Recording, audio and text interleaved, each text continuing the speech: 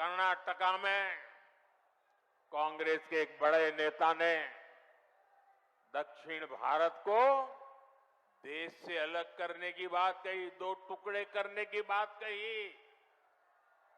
आप मुझे बताइए, देश के टुकड़े करने की बात करने वालों को सजा मिलनी चाहिए कि नहीं मिलनी चाहिए? सजा मिलनी चाहिए कि नहीं मिलनी चाहिए? सजा मिलनी चाहिए कि नहीं मिलनी चाहिए? लेकिन कांग्रेस ने क्या किया?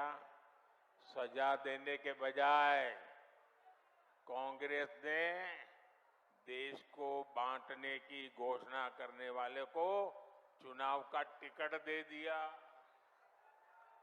उत्तराखंड के लोग भूल नहीं सकते कि इसी कांग्रेस ने देश के वीर सपूत स्वर्गीय बिपिन रावत जी तक का अपमान किया था।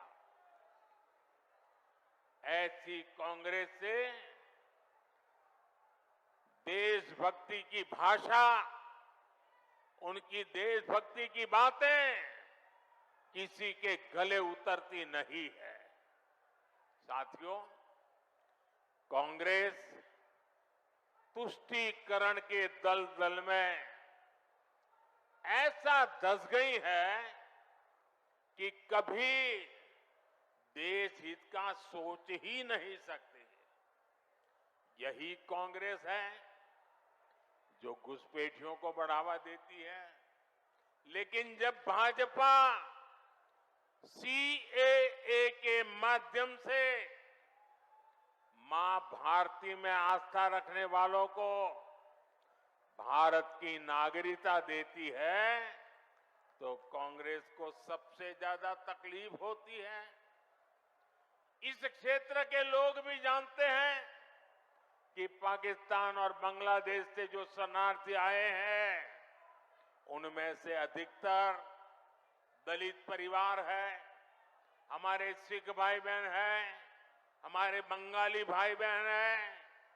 लेकिन कांग्रेस इन लोगों को नागरिकता देने का विरोध कर रही है। कांग्रेस कितना भी घोर विरोध करे, इन लोगों के पास मोदी की गारंटी है।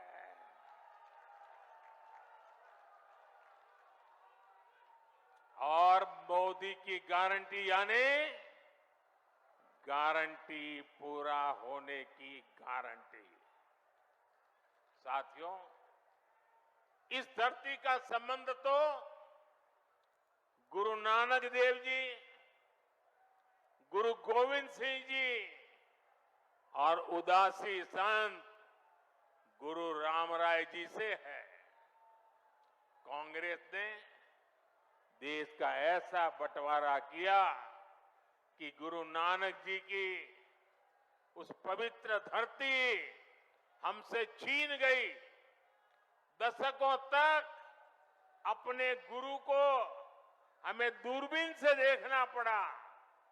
अब जाकर बीजेपी सरकार ने करतारपुर कॉरिडोर बनाकर लोगों की जिंदगी आसान की है।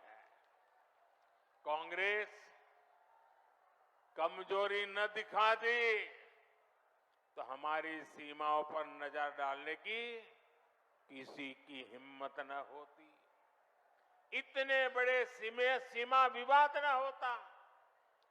कांग्रेस ने कैसे अपने हाथों से मां भारती के टुकड़े किए, इसका एक और ताजा उदाहरण देश के सामने आया है।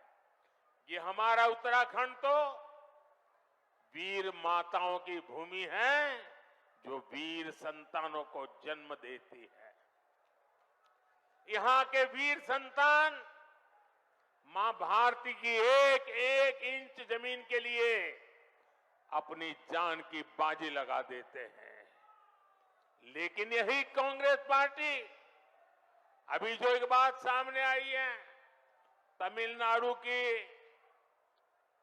बात तो तमिलनाडु की है, लेकिन ये वीरों की भूमि है, मातृभूमि की भक्ति भक्ति क्या होती है उत्तराखंड को सिखाना नहीं पड़ता। उत्तराखंड के लोगों को भी ये कांग्रेस का गुना जानना जरूरी है। तमिलनाडु के पास समंदर में एक कच्छा थीवी टापू है, द्वीप है। वो द्वीप भारत का हिस्सा था, लेकिन कांग्रेस ने उसको श्रीलंका को दे दिया। अभी द्वीप के आसपास भी कोई भारतीय मछुआरे गलती से चला जाता है तो उसे गिरफ्तार किया लिया जाता है, जेल में बंद कर दिया जाता है। आप मुझे बताइए, ऐसी कांग्रेस जो भारत के टुकड़े करने के उनके नेता बात करते हो, जो कच्छ थीवों को दे देते हो, क्या वो देश की रक्षा कर सकती है? जरा पूरी ताकत से बताइए, देश की रक्षा कर सकती है? क्या कांग्रेस देश की रक्षा कर सकती है? भाइयों और बहनों, कांग्रेस ने तो देश के सीमावर्ती गांवों को भी देश का आखिरी गांव मानकर वहां विकास करना बंद कर दिया था। ये भाजपा की सरकार है जिसने सीमा किनारे बसे गांवों को देश का प्रथम गांव माना है, वहां तेज गति से विकास किया है। कांग्रेस की सरकार रहती तो आज भी पूर्व सैनिकों को 1 रैंक 1 पेंशन नहीं मिल पाती, लेकिन मोदी ने सैनिक परिवारों को गारंटी दी थी और इसे पूरा करके दिखाया। आज देश भर के सैनिक परिवारों को 1 रैंक 1 पेंशन के 1 लाख करोड़ रुपए से ज्यादा मिल चुके हैं। इसमें से उत्तराखंड के भी हजारों परिवारों को लाभ हो रहा है। इसलिए ही मैं कहता हूं, नीयत सही तो नतीजे सही। साथियों, 24 के इस चुनाव में अब स्पष्ट रूप से 2 खेमे बन गए हैं। एक तरफ हम लोग ईमानदारी और पारदर्शिता जनता जनार्दन के सामने लेकर के आए हैं। दूसरी तरफ भ्रष्टाचारी, परिवारवादी उनका जमावड़ा है। ये भ्रष्टाचारी मोदी को धमकी भी दे रहे हैं, दिन रात गाली भी दे रहे हैं। अब देखिए क्या खेल चल रहा है। हम हैं जो कह रहे हैं भ्रष्टाचार हटाओ, और वो कहते हैं भ्रष्टाचारी बचाओ। आप मुझे बताइए, भ्रष्टाचार हटना चाहिए कि नहीं हटना चाहिए? भ्रष्टाचार हटना चाहिए कि नहीं हटना चाहिए? भ्रष्टाचार से मुक्ति मिलनी चाहिए कि नहीं मिलनी चाहिए? भ्रष्टाचारी जेल जाने चाहिए कि नहीं जाने चाहिए? भ्रष्टाचारियों को सजा होनी चाहिए कि नहीं होनी चाहिए? ये देश की आवाज है और मोदी आपकी हर आवाज को सुनता है और उसके लिए ताकत भी लगा देता है। लेकिन साथियों, मुझे कितनी गालियां दी जाए, कितने ही आरोप लगाए जाएं, मोदी इनकी गालियों और धमकियों से डरने वाला नहीं है।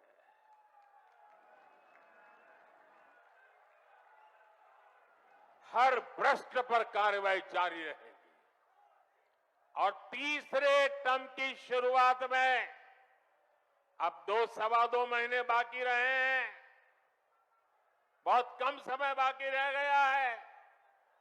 तीसरे टर्म में भ्रष्टाचार पर और तेज प्रहार होगा, ये मैं आपको गारंटी देने आया हूं। भ्रष्टाचार हर गरीब का हक छीनता है, हर मध्यम वर्ग का हक छीनता है, और मैं गरीब का हक, मध्यम वर्ग का हक किसी को भी छीनने नहीं दूंगा।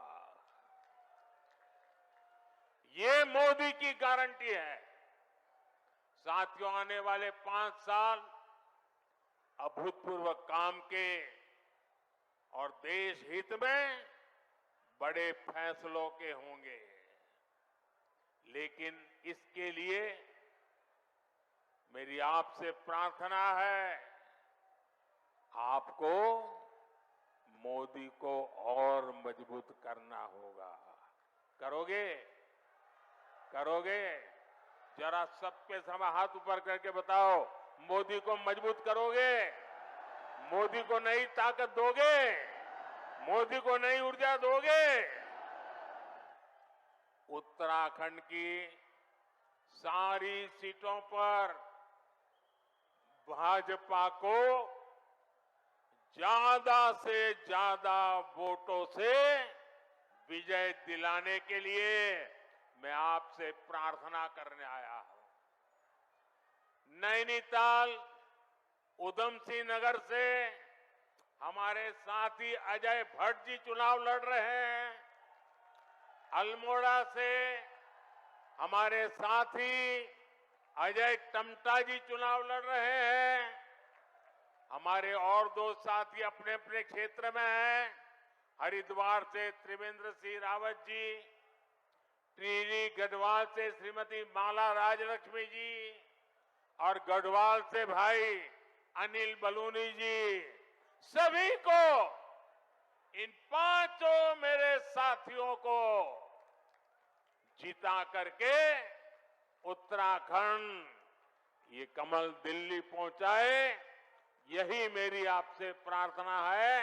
और इसलिए आपको याद रखना है, फिर एक बार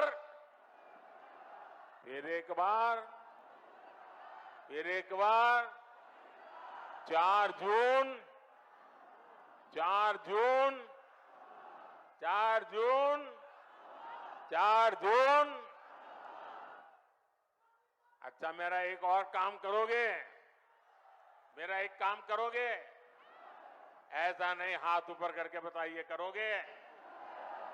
आप यहां से गांव जाएंगे तो वहां जो देवी देवता है, वहां मोदी की तरफ से माथा टेकना है। करोगे? और गांव में सभी परिवारजनों को कहिएगा कि मोदी जी उत्तराखंड में आए थे और आपको प्रणाम भेजा है। मेरा प्रणाम पहुंचाओगे? घर घर पहुंचाओगे? और एक बात, इस बार गर्मी जरा ज्यादा ही तेजी से बढ़ रही है। कितनी ही गर्मी क्यों न हो, मतदान होगा कि नहीं होगा? ज्यादा से ज्यादा मतदान होगा। सुबह जल्दी जल्दी मतदान होगा। जलपान से पहले मतदान होगा। मैं सभी से आग्रह करूंगा, गर्मी कितनी ही क्यों न हो, लेकिन लोकतंत्र की रक्षा के लिए हमें अपना दायित्व निभाना है। निभाएंगे? निभाएंगे? मेरे साथ बोलिए, भारत माता की, भारत माता की, भारत माता की। बहुत बहुत धन्यवाद।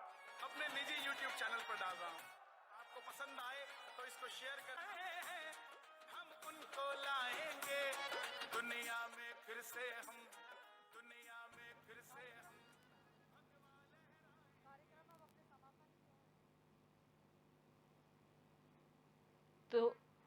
तो अभी आप प्रधानमंत्री नरेंद्र मोदी को सुन रहे थे, जो रुद्रपुर पहुंचे हुए हैं। और रुद्रपुर में उन्होंने तमाम जो भारतीय जनता पार्टी के सांसद प्रत्याशी हैं उनके पक्ष में जनता से वोटों की अपील की।